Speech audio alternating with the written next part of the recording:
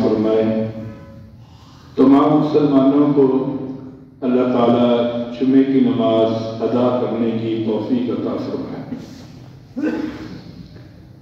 یہ رجب کا مہینہ ہے، اس مہینے کے اندر حضرت علی رضی اللہ تعالیٰ عنہ کی ولادت ہے، اور رمضان المبارک کے مہینے میں حضرت علی کی شہادت ہے۔ حضرت علی رضی اللہ تعالیٰ عنہ مسلمانوں کے وہ امیر المؤمنین تھے کہ جن کو حضرت محمد مصطفیٰ صلی اللہ علیہ وسلم کے ساتھ بے شمار نسبتیں تھیں اور بہت زیادہ مقام پایا۔ حضرت علی رضی اللہ تعالیٰ عنہ نے اپنا بچپن حضور کے سائے میں گزارا، تربیت، تعلیم، سب کچھ ڈائریکٹ حضور صلی اللہ علیہ وسلم سے حاصل کیا، اور پھر آپ صلی اللہ علیہ وسلم کے داماد بنے اور مسلمانوں کے چوتھے خلیفہ امیر المؤمنین بنے۔ حضرت علی رضی اللہ تعالیٰ عنہ کے بے شمار موضوع ہیں، کسی پہ بھی بحث کی جا سکتی ہے کہ انہوں نے کس طرح جنگیں لڑی، کس طرح سخاوت کی، اور اسی طرح سے کس طرح کی انہوں نے زندگی گزاری اور کس طرح فیصلے کیے، کیسے علم کے دروازہ بنے، اور اسی طرح سے کیسے اللہ نے ان کو مقام عطا فرمایا۔ یہ ساری چیزیں علیحدہ علیحدہ موضوع ہیں، لیکن آج کے جمعے میں جو ہمارے لیے بہترین چیز ہے وہ ہے ان کی زندگی، کہ انہوں نے کس طرح اپنی سیرت کو اپنایا، کس طرح زندگی گزاری اور کیسے اللہ سے کامیابیاں حاصل کی۔ کیونکہ جب بھی کوئی واقعہ بیان کیا جاتا ہے یا کسی نبی کی زندگی کو سامنے رکھا جاتا ہے یا کسی صحابی کی زندگی کو سامنے رکھا جاتا ہے،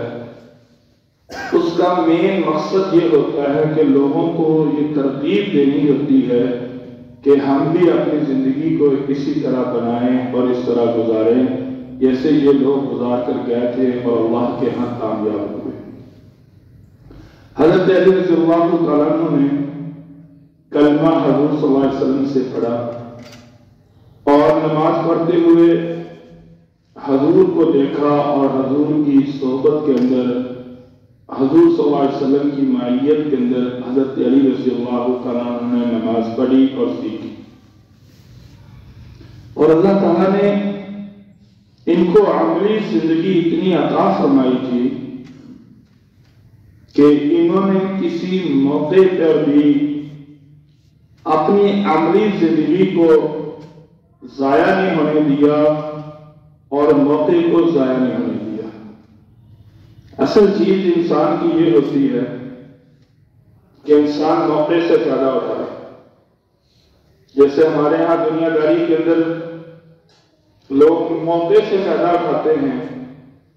کہ اگر مجبور آدمی کوئی زمین بیچے اس سے لوگ فائدہ اٹھاتے ہیں، یا اسی طرح سے چیزوں کو انسان اپنے پاس روک کر جب مہنگی ہوں پھر بیچتے ہیں اور لوگ فائدہ اٹھاتے ہیں۔ کسی کی مجبوری سے انسان فائدہ اٹھائے، کوئی قرض لینے آئے مجبور آدمی اور پھر اس سے فائدہ اٹھائے، یہ دنیا داری کے فائدے ہیں۔ دوسرا فائدہ یہ ہوتا ہے کہ میں یہ عمل کرنے لگا ہوں، اس میں میرا اللہ میرے رسول کیا چاہتے ہیں مجھ سے،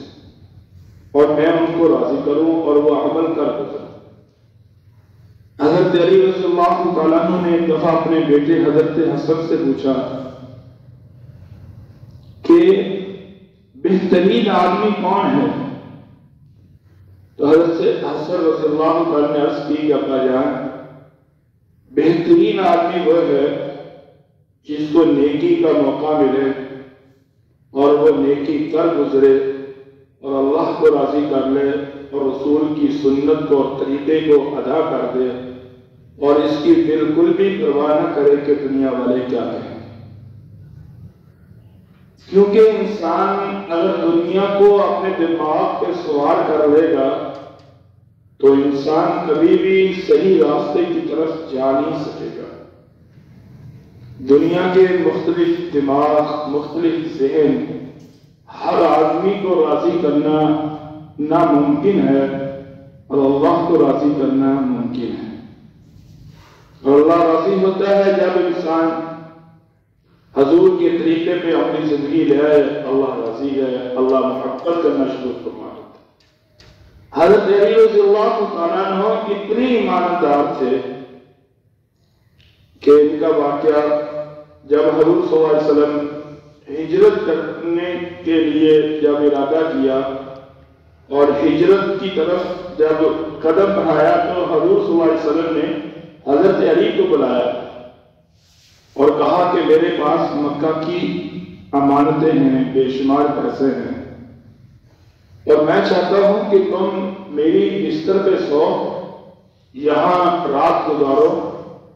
اور صبح کو وہ امانتیں لوگوں کی واپس کرو، جن سے پیسے جن کے ہیں ان کو واپس کرو، اور پھر ہم انشاءاللہ قبا میں ملیں گے۔ جا کر قبا یہ مدینہ سے باہر ایک علاقہ ہے، ایک شہر ہے، اور وہاں مسجد قبا بھی بنی ہے۔ فرمایا کہ وہاں میں تمہارا انتظار کروں گا۔ 100 جنگجو، لکھا ہے کتابوں میں 100 وہ لوگ تھے جو جنگجو تھے، مکہ کے سب سے زیادہ بہادر اور لڑنے والے لوگ تھے۔ انہوں نے چاروں طرف سے گھیرا اور حضور ان کے درمیان میں سے گزر گئے۔ وَمَا رَمَيْتَ إِذْ رَمَيْتَ وَلَكِنَّ اللَّهَ رَمَى۔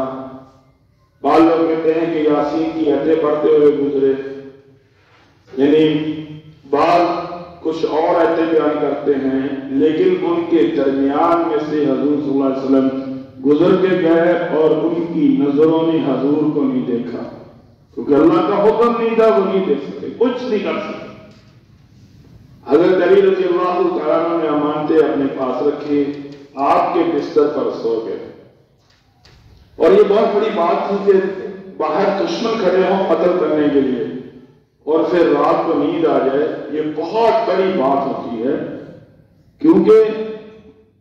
انسان کو پتا ہو کہ میری کسی سے دشمنی ہے، اس کو رات کو نیند نہیں آتی۔ اور حضرت علی کو یقین تھا کہ باہر دشمن کھڑے ہیں اور کسی وقت بھی وہ حملہ کر سکتے ہیں اور وہ جو ہے ہمیں شہید کر سکتے ہیں، حضور صلی اللہ علیہ وسلم سمجھ کر مجھے مار سکتے ہیں۔ کتابوں میں لکھا ہے کہ حضرت علی سے کسی نے پوچھا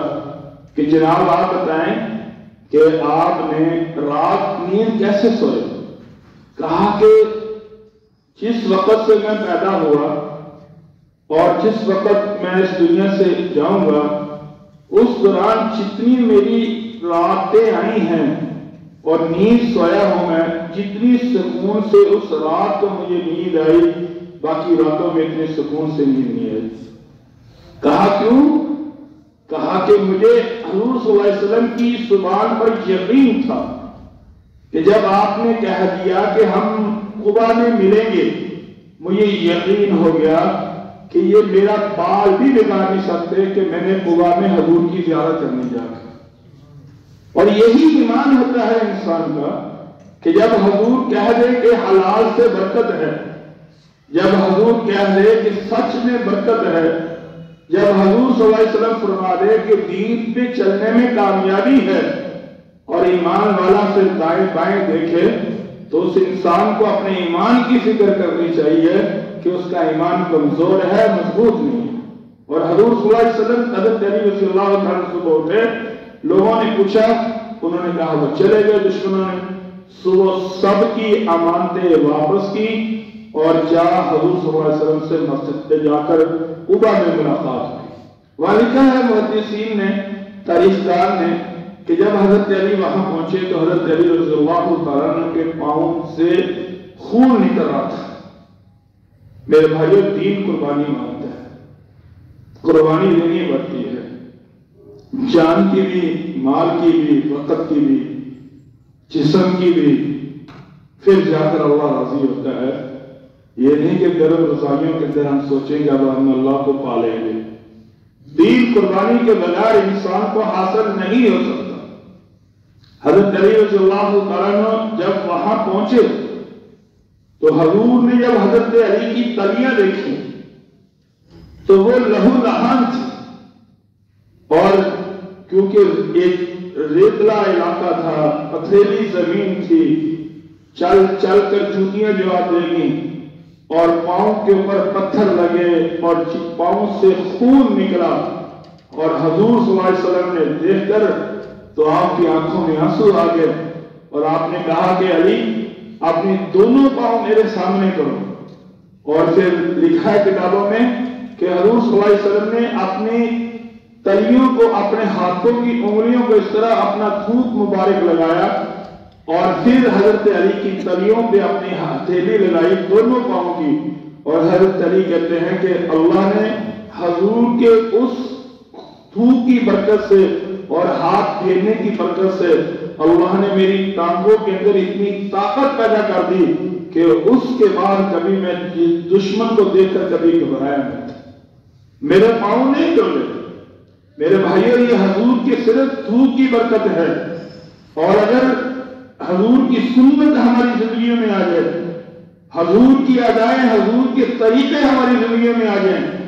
حضور صلی اللہ علیہ وسلم کا دین ہماری زندگیوں میں آ جائے، تو میرے بھائیوں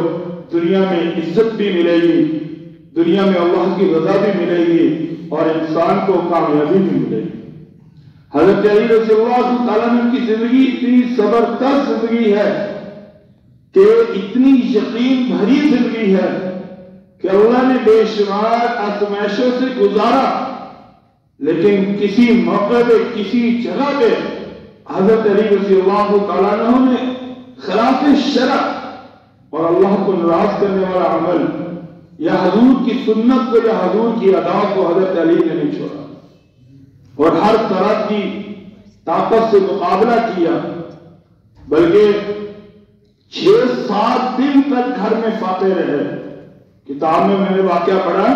کہ گھر کے اندر 6-7 دن تک فاتح رہے اور کچھ نہیں کھایا، لیکن بیٹا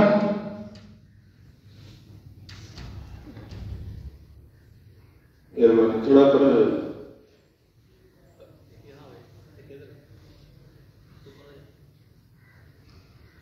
یا ادھر ماشاء اللہ کو یہ دینے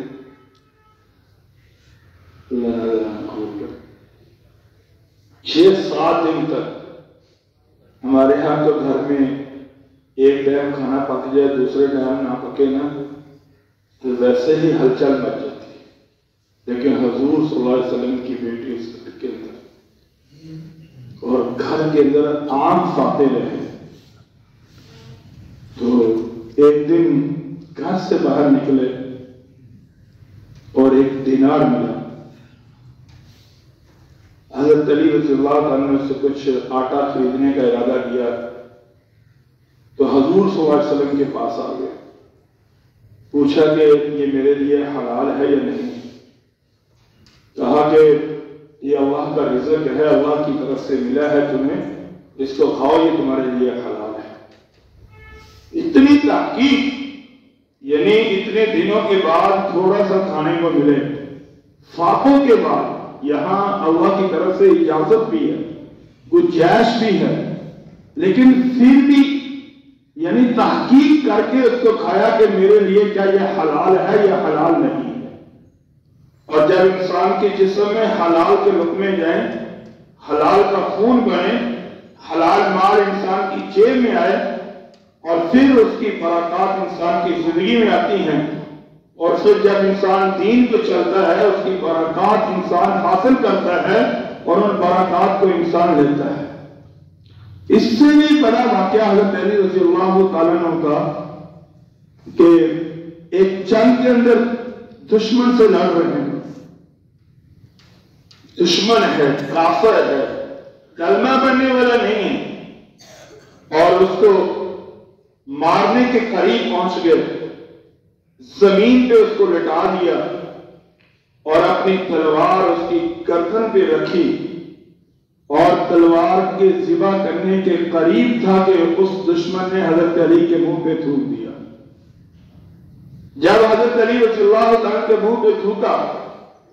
تو حضرت علی رضی اللہ تعالیٰ نے اپنی تلوار اٹھائی اور اس کو چھوڑ دیا اور پرے ہٹ گیا۔ اس نے کہا کہ میں نے تو سمجھا کہ آپ مجھ سے بدلہ لیں گے، آپ کو زیادہ غصہ آئے گا، آپ زیادہ سختی سے، زیادہ غصے سے آپ مجھ پر حملہ کریں گے، لیکن جب میں نے آپ کے منہ پہ تھوکا آپ نے مجھے چھوڑ دیا، اس کی وجہ کیا ہے؟ تو حضرت علی رضی اللہ تعالیٰ عنہ نے کہا کہ جب میں نے پہلے میری تجھ سے لڑائی ہو رہی تھی وہ اللہ کے لیے تھی، میں تجھے مار رہا تھا اللہ کے لیے مار رہا تھا، میری تلوار چل رہی تھی اللہ کے لیے چل رہی تھی، لیکن جب تو نے مجھے تھوک دیا، میرے منہ پہ تھوک دیا، تو پھر اس وقت میں نے سوچا کہ اب میں اس کو ماروں گا تو یہ میرا غصہ درمیان میں ہے، اور علی کی زندگی میں جو بھی عمل ہے وہ اللہ کی رضا کے لیے، کوئی دنیا داری کے لیے نہیں، کوئی کسی سے خوشامدی کے لیے نہیں، کوئی کسی سے تعریف کے لیے نہیں ہے، تو اس لیے میں اب تجھے نہیں قتل کروں گا۔ فرمایا کہ وہ عالمی کلمہ پڑھ کر اسلام میں داخل ہو گیا حضرت علی رضی اللہ عنہ کی عمل کو دیکھ۔ میرے بھائیوں، عمل وہ ہے جس میں اخلاص، عمل وہ ہے جو اللہ کی رضا کے لیے ہو۔ ہمارے ہاں تو لوگ اللہ کے راستے میں بھی دیتے ہیں، اس لیے دیتے ہیں کہ فلانا آدمی راضی ہو جائے، فلانے سے میرا تعلق ہے، فلانے سے میری دوستی ہے، فلانے سے میری سلام علیکی ہے،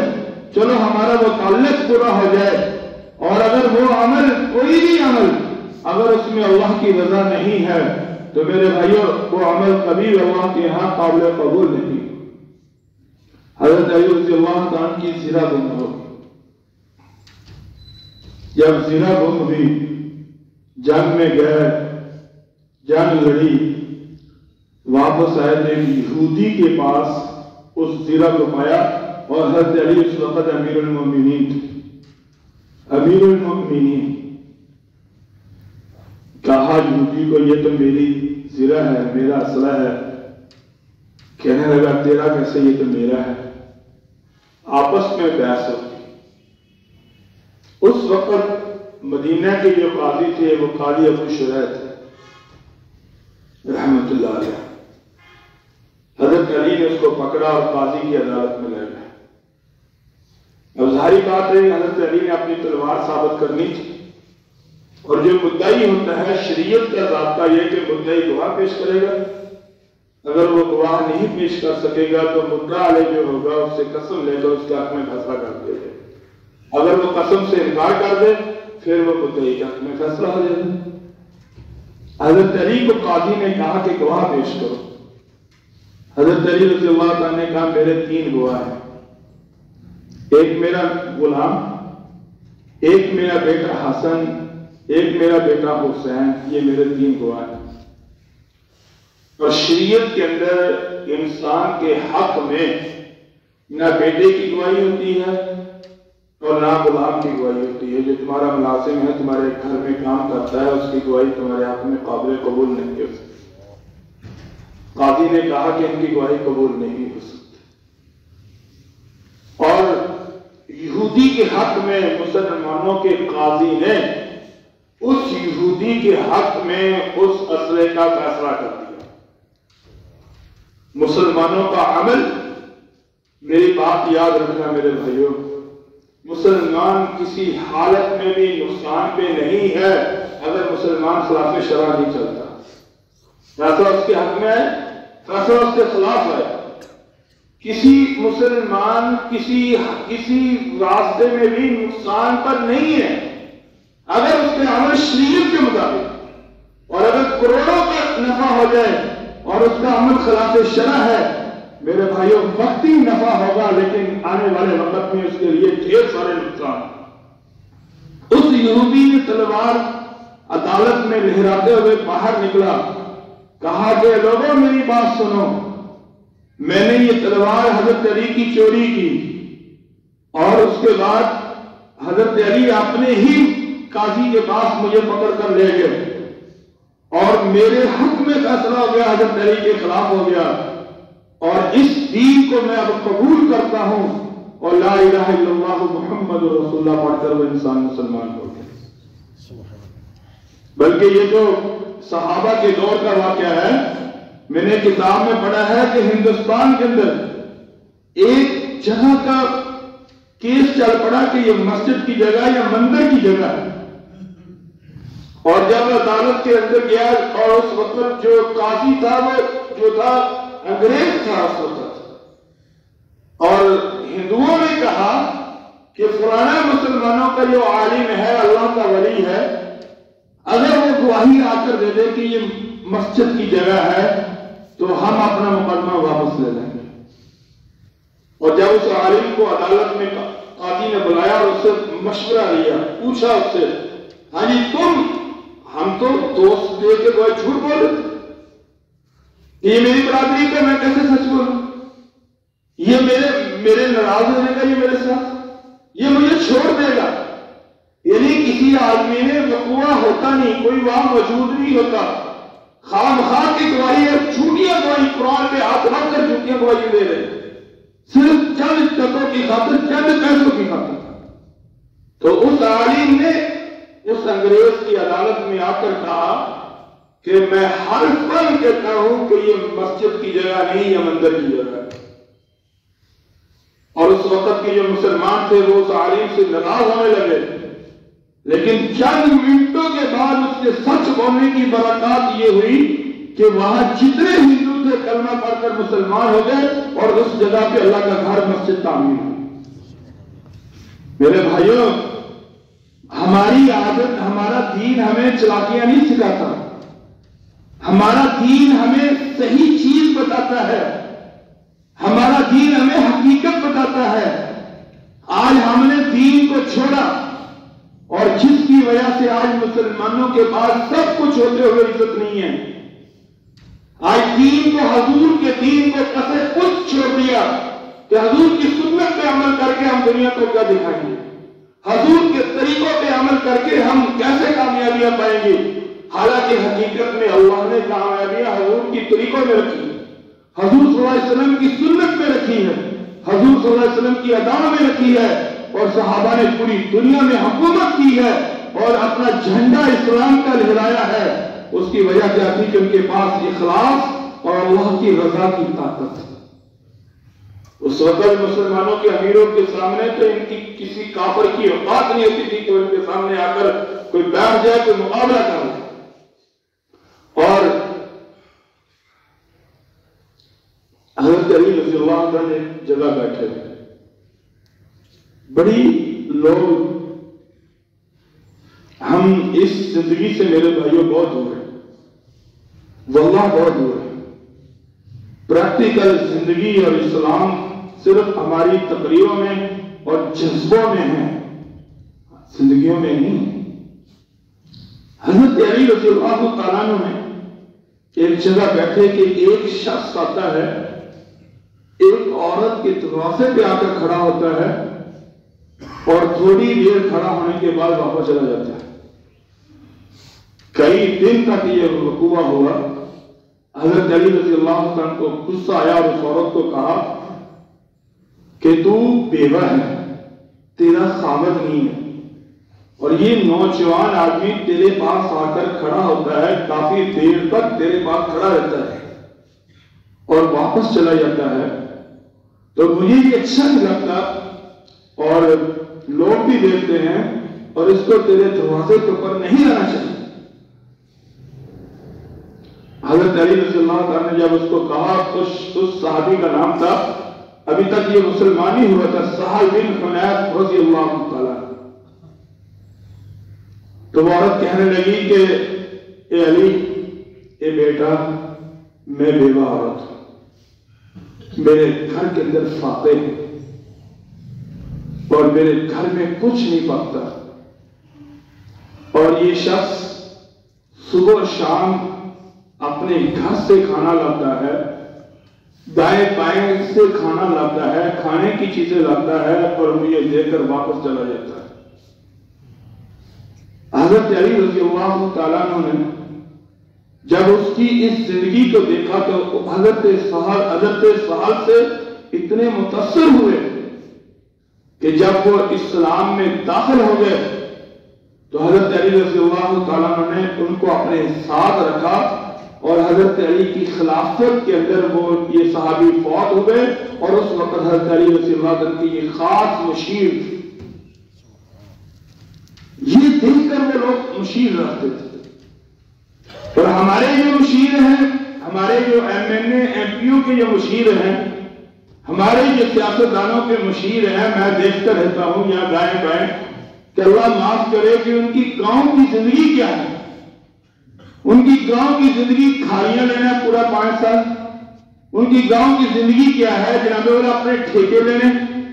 پورے 5 سال، پھر ان ٹھیکوں کو کھانا ہے، عیاشی کرنی ہے، اور جب الیکشنوں کے دن آتے ہیں پھر ان کو آگے لے کر چلتے ہیں اور غریب عوام کو بے وقوف بنا کر کہتے ہیں ایک دفعہ میں اور موقع دے دیا جائے، ایک دفعہ اور موقع دے دیا جائے، اور پھر وہ لوگ بڑے شوق سے گروپنگ بن جاتی ہے، یہ فلانا گروپ، یہ فلانا گروپ، یہ فلانا گروپ، نہ انسان کو دیکھتے ہیں کہ یہ ایماندار ہے، اس کی نجی زندگی کیسی ہے، یہ کس طرح کی زندگی گزارتا ہے، اور اس طرح اور پھر ہم ایک غلط آدمی کے اوپر مہر لگا کر کہتے ہیں کہ ہمارا ملک ترقی کرے۔ جب تک حضور صلی اللہ علیہ وسلم کی سنت نہیں آئے گی، لوگوں کے اندر حضور کا دین نہیں آئے گا، اس وقت تک میرے بھائیوں ہم دنیا کے اندر سرداری نہیں کر سکتے۔ حضرت صحابہ کرام رضی اللہ تعالیٰ عنہ نے سرداری تلوار کے ذریعے سے کی، صحابہ کرام رضی اللہ تعالیٰ عنہ نے جو سرداری کی وہ اپنے گاؤں، اپنے شہر چھوڑے اور پھر وہاں جاتے اور لوگوں کو دیکھتے۔ اگر ان لوگوں کی زندگیوں میں دین ہوتا تو ان کی حفاظت کرتے، اگر دین نہ ہوتا ان کو دعوت دیتے، اگر وہ دعوت قبول کر لیتے ان کے وہ حقوق ہو جاتے، اگر وہ ٹیکس دینے کے راضی ہوتے ان کو اپنی حفاظت میں لے لیتے، اور تیسرا آپشن ان کے ساتھ پھر یہ ہوتا تھا کہ آؤ ہمارے ساتھ میدان میں آؤ، مقابلہ کرو، یا تم نہیں یا ہم نہیں، اور پھر اس وقت پوری دنیا میں اسلام پھیلا، اور جس طرح پھیلنے کا حق تھا اور اللہ تعالیٰ نے ان کو کس طرح پھیلایا۔ میرے بھائیوں اس سے بڑا واقعہ ہے حضرت علی رضی اللہ عنہ کی خلافت۔ حضرت علی کے بیٹی کے گلے میں ایک ہار تھا، سونے کا ہار اپنی حضرت علی کی بیٹی کے گلے میں تھا۔ یہ واقعہ میں نے پڑھا، پہلی دفعہ کتاب میں پڑھا، مسند کتاب کے اندر یہ واقعہ لکھا، اور حضرت علی رضی اللہ عنہ نے جب وہ ہار دیکھا تو اپنی بیٹی کو پکڑ کر عدالت میں لائے، اور اس وقت کے جو وہاں کے قاضی تھے، یعنی بیت المال کے خزانچی تھے، وہ حضرت ابو رافع رضی اللہ تعالیٰ عنہ تھا، ان کو بھی بلا لیا، کہا کہ یہ ہار میں نے اپنی بیٹی کو نہیں دیا، نہ میری اتنی آمدن ہے کہ میں اپنی بیٹی کو یہ ہار دے دوں گا، اگر میری بیٹی نے یہ ہار چوری کیا ہے، اگر میری بیٹی نے یہ ہار چوری کیا ہے، میں خدا کی قسم اٹھا کر کہتا ہوں میں سب کے سامنے اپنی بیٹی کا ہاتھ کاٹوں گا۔ یہ ہے میرا دین، یہ ہے میرا انصاف، یہ ہے میرا عدل، جس کا ہمارے سے اللہ اور اس کے رسول تقاضا کرتے ہیں۔ ہم بڑے شوق سے علی کے ملنگ اپنے آپ کو کہتے ہیں، علی سے محبت کرنے والے کہتے ہیں اپنے آپ سے، اور کہتے ہیں کہ ہم علی کو ماننے والے ہیں، ہم تو علی والے ہیں، لیکن اپنی زندگی میں حضرت علی کی زندگی میں دیکھ رہے زمین و آسمان کا فرق نظر آئے۔ حضرت علی ساری رات تہجد پڑھنے والے تھے، اور تہجد میں قرآن پڑھتے تھے، گھوڑے پہ سوار ہوتے، ایک پاؤں اپنے گھوڑے پہ رکھتے اور قرآن کی تلاوت شروع کرتے، اور سارا دن لڑائی کرتے، جنگ کرتے، اور قرآن تلاوت بند نہ کرتے تھے۔ حضرت علی ولایت میں پہلے نمبر پر تھے۔ حضرت علی رضی اللہ تعالیٰ عنہ نے اپنی معیشت میں حلال کو ترجیح دی، اپنی معیشت میں بھوک کو ترجیح دی۔ حضرت علی رضی اللہ تعالیٰ عنہ نے انصاف کو آگے رکھا، سچائی کو آگے رکھا۔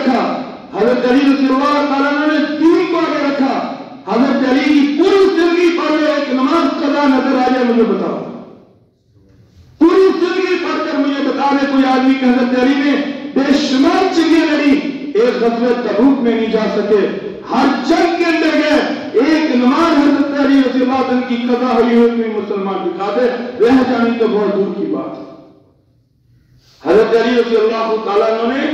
کہا کہ یہ میری بیٹی ہے، اس کے گلے میں ہار ہے، یہ میں نے نہیں لے کر دیا، اگر میری بیٹی نے یہ ہار چوری کیا ہے تو میں قسم اٹھا کر کہتا ہوں کہ میں اپنی بیٹی کا ہاتھ اپنے ہاتھوں سے کاٹوں گا۔ ابو رافع کہنے لگے اے علی، اس بچی نے چوری نہیں کیا،